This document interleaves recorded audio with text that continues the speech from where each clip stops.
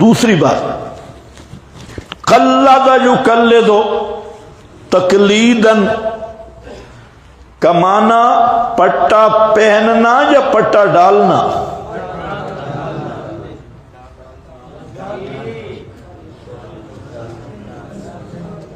سوچ لو، پٹا دوسرے کو ڈالنا، قلد یقلد، تو تقلید کا معنی دوسرے کو پٹا ڈالنا ہے جب پٹا پہننا ہے۔ یہ بالکل اسی روافض کی طرح ہے جو حضرت معاویہ کا نام بگاڑتے ہیں، حالانکہ جھوٹ بولتے ہیں۔ تو وہ کیا کہتے ہیں؟ معاویہ کا معنی بھونکنا، یہ مرزا جیلوی بھی کہتے ہیں بھونکنا، اور ان کو کہو بے وقوف گدھے ہو، تمہیں تو لغت کے نہیں پتا۔ یہ معاویہ ہے مفاعلہ، یہ متعدی ہے، یہ لازم نہیں۔ یہ ہمارے حضرت نیلوی شاہ سے فرماتے تھے اس وقت کا۔ تو حضرت فرماتے کہ معاویہ ہے، معاویہ، یہ لازم نہیں متعدی ہے، اور جب متعدی ہے تو معنی کیا ہوگا؟ بھونکوانے والا۔ کیا ہے؟ بھونکوانے والا۔ کھانا اور ہے کھلوانے والا، پینا اور ہے پلوانے والا، اور معاویہ کا معنی بھونکوانے والا۔ تو معاویہ کو معاویہ کیوں کہتے ہیں؟ جس کو دیکھ کے کتے بھونکتے ہیں، جس کو دیکھ کے کتے۔ اس لیے لسان العرب وغیرہ میں معاویہ رات کے پچھلے پیر کے طلوع ستارے کو بھی کہتی ہیں، اور جب وہ ستارہ طلوع ہوتا ہے تو کتوں کی چیخیں سنا کرو۔ تو جس طرح اس ستارے کو دیکھ کے کتے چیختے ہیں، بھونکتے ہیں، انونیاں کرتے ہیں، جب حضرت معاویہ کا ذکر آئے تو جیلمی جیسے کتے، مودودی جیسے لومبڑ اور کتے، اور اس طرح کے جو ان کے اخوات روافض، یہ سارے رنگ برنگے کتے پھر بھونکنا شروع کر دیتی ہیں۔ تو معاویہ کا معنی بھونکنے والا نہیں، بھونکوانے والا۔ تو معاویہ وہ ہستی ہے کہ جس کو دیکھ کے سارے کتے بھونکتے، جو کتا ہوگا اور کتی کا بچہ ہوگا، کتا وہی ہوتا ہے نا جو کتی کا بچہ ہوگا، جو کتی کا بچہ ہوگا تو وہ معاویہ کو بھونکے گا۔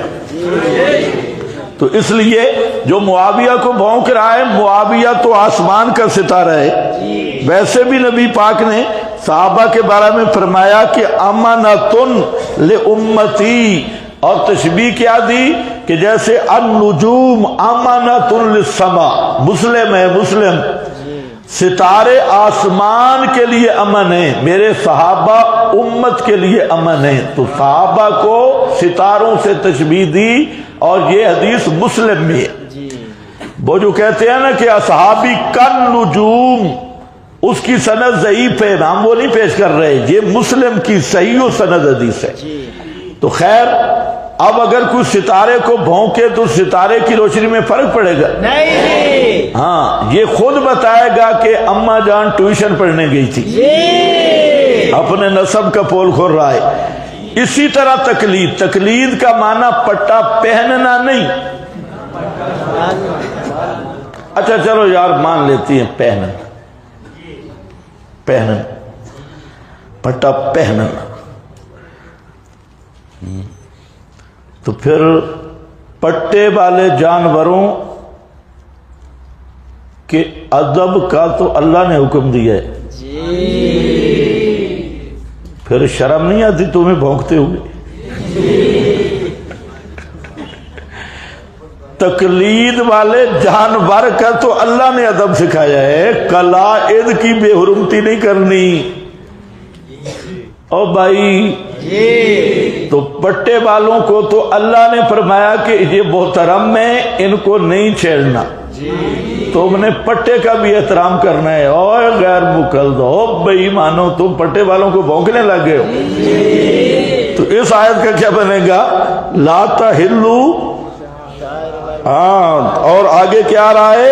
بلل ہدیہ بلل قلائد۔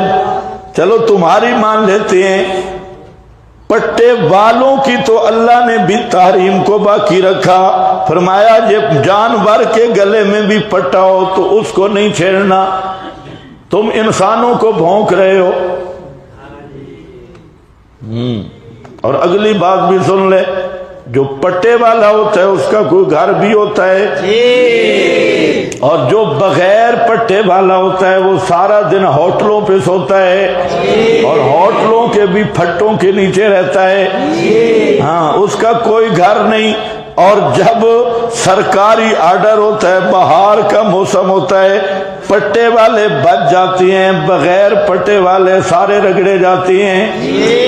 سب کو